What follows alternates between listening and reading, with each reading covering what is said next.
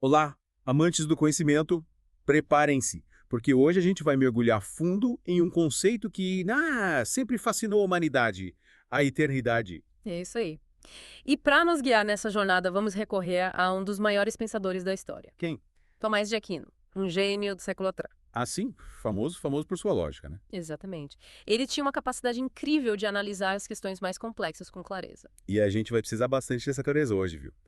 Porque, para quem não sabe, a eternidade é um tema. Uau, cheio de nuances. Sem dúvida. Mas é por isso que a gente está aqui, né? Para desvendar essas nuances. Isso aí. E a gente vai usar ah, trechos da obra-prima de Aquino. A suma teológica. Essa mesma. Especificamente a questão 10, que é dedicada à A verdade de Deus. É, preparem-se, porque as ideias de Aquino, elas podem ser bem desafiadoras. Mas, acreditem, a viagem vale a pena. Totalmente. A gente não vai só definir a eternidade, mas também entender como ela se diferencia do tempo que a gente vive, né? É tipo o tempo que a gente marca no relógio. Isso. E vamos ver também se algo além de Deus pode ser considerado, tipo, verdadeiramente eterno. Olha, eu já adianto. As respostas de Aquino podem surpreender você. Podem mesmo. Bom, para começar, vamos entender. Como Aquino define a eternidade? Ele a chama de prepara aí. A completa, simultânea e perfeita posse da vida interminável. Nossa. É muita coisa, né? Muita coisa numa frase só. Mas cada palavra. Cada palavra foi escolhida com muito cuidado. Com certeza. E aí, o que chama atenção nessa definição? Olha, a palavra posse me parece particularmente interessante. Posse. Por quê? Porque ela sugere que a eternidade não é só algo que existe, mas algo que é possuído. E segundo Aquino, o único ser capaz de possuir a vida interminável de forma plena é Deus. Interessante. Né? Isso já mostra uma diferença fundamental entre a eternidade de Deus e a forma como qualquer outra coisa se relaciona com eternidade. É como se a eternidade não fosse apenas existir para sempre, mas um estado de ser, sei lá, completamente diferente. É tipo isso. E para a gente entender melhor a eternidade, a gente precisa comparar ela com o tempo. Exato. E aí, Aquino define o tempo como a medida do antes e do depois no movimento. Como isso nos ajuda a entender a diferença entre os dois. Bom, pensa o seguinte, para Aquino, o tempo, ele está intrinsecamente ligado à mudança, a movimento. Mudança, movimento. É a forma como a gente vê o fluxo dos acontecimentos. Já a eternidade está completamente fora desse fluxo, não tá as limitações de passado, presente e futuro. É difícil para nossa mente, né? Finita. Imaginar um mundo sem relógios, sem calendários. A gente está muito acostumado com essa noção de tempo linear. Mas essa ideia é fundamental, né? Para a gente entender, porque Aquino afirma que Deus é eterno. E não apenas que existe para sempre. Né? Exatamente. É uma diferença sutil, mas crucial. As coisas que existem no tempo, mesmo que por muito, muito tempo, elas ainda estão sujeitas à mudança. E são medidas, né? Pela passagem do tempo. Deus, por ser imutável, é a fonte de todo ser. É a sua própria eternidade. Nossa! Então isso significa que nada mais pode ser considerado eterno. Boa pergunta. E é aí que as coisas ficam ainda mais interessantes. Mas acho que a gente pode deixar essa parte para a próxima etapa do nosso mergulho. O que você acha? Você deixou curioso. Mas tudo bem, vamos fazer um suspensezinho. É isso aí. Voltamos já. Então a gente parou naquela pergunta, lembra? Nada mais pode ser considerado eterno. Lembro sim. É... E você ainda falou que as coisas ficavam interessantes. Isso. Por quê? Aí que a gente esbarra em alguns trechos da Bíblia, né? Que falam de fogo eterno. Isso, fogo eterno, estrelas que duram por toda a eternidade. E sempre me confundi com isso. Pois é, parece que contradiz a ideia de que só Deus é eterno, né? Quase. Mas Aquino, ele tem a resposta para isso.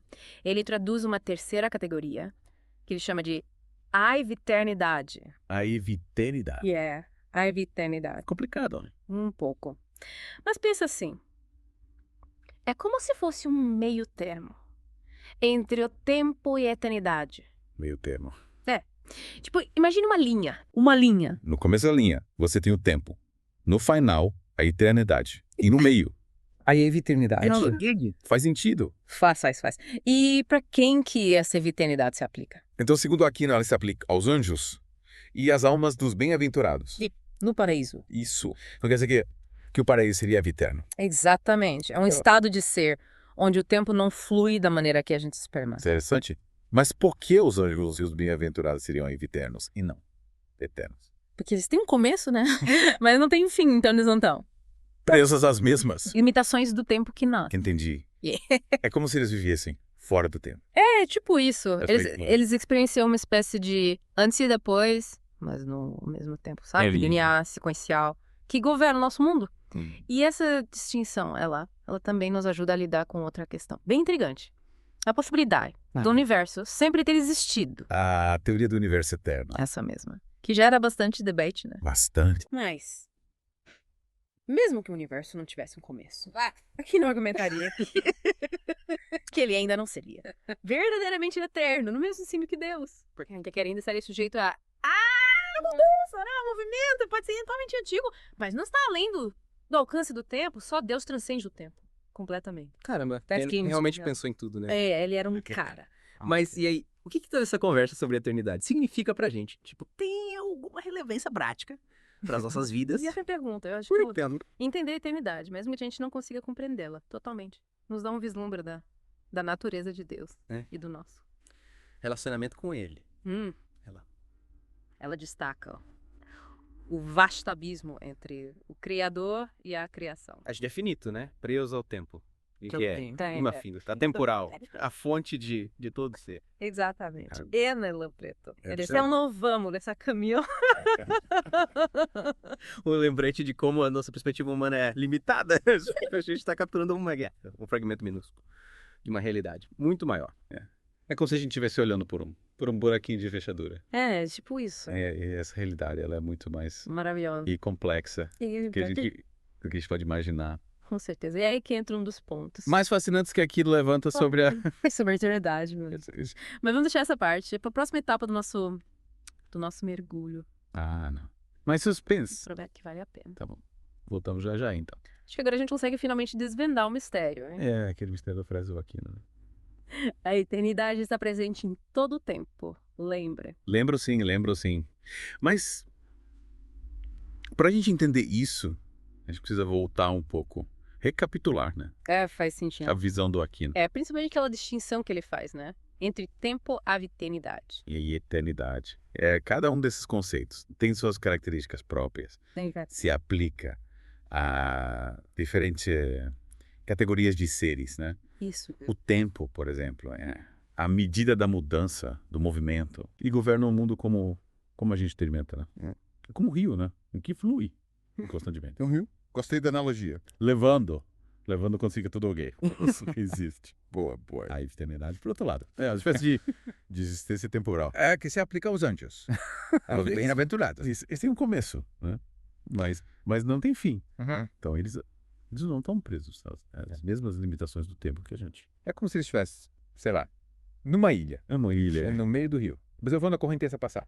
mas sem serem levados por ela. Exatamente. E aí, por fim, a gente tem a eternidade que pertence somente a Deus. A fonte do rio. É a fonte do rio que está além de todas as limitações do tempo, da mudança. É essa compreensão da relação única de Deus com a eternidade. Que realmente. Muda a nossa perspectiva. Né? A gente começa a entender a imensa diferença Entre o Criador. e a criação. É como se a gente se desse conta de que somos, sei lá, pequenas embarcações. Navegando no rio. Navegando nesse rio. Enquanto Deus é o próprio rio. A força que nos impulsiona, que nos guia. E essa ideia de que a eternidade está presente em todo o tempo. Sugerem que Deus não está distante, Lá no final do rio. mas que está presente em cada ponta da nossa jornada, em cada instante do nosso tempo. Aí vai. Mas se Deus está presente em todo o tempo, tudo significa que ele já conhece. É o nosso futuro. Olha. Essa é a grande questão, né? E que as nossas escolhas já estão predeterminadas. Bom, aqui. Ele argumenta que, mesmo estando presente em todo o tempo, Deus não interfere no nosso livre-arbítrio. É como se nós lá na telha da Nopa do Rio, mostrando todos os afluentes dessa cordeira, mas nos deixasse livres. Para escolher o nosso Nos próprio caminho. Então a gente tem um mapa. A gente pode escolher para onde? Aonde a gente quer ir? Exatamente. E essa é a liberdade. Que torna a nossa jornada tão significativa, tão única. É incrível pensar nisso, né? Que a gente tem essa liberdade, mesmo dentro de um plano. Maior. E essa conversa toda sobre a eternidade, acho que Acho que nos ajuda a ter uma nova perspectiva, né? Total, Entendeu? sobre tempo, sobre a Pra nossa nada, vida, sobre tudo. E é isso que importa, né? Abrir a mente para novas possibilidades. É isso aí. E é essa reflexão. A gente encerra o nosso mergulho de hoje. Eu espero que tenham gostado da viagem. Eu adorei. Aprendi muito. E você, ouvinte? Ficou com alguma dúvida? Compartilha com a gente. E continue explorando esse universo infinito. Do conhecimento. Até a próxima.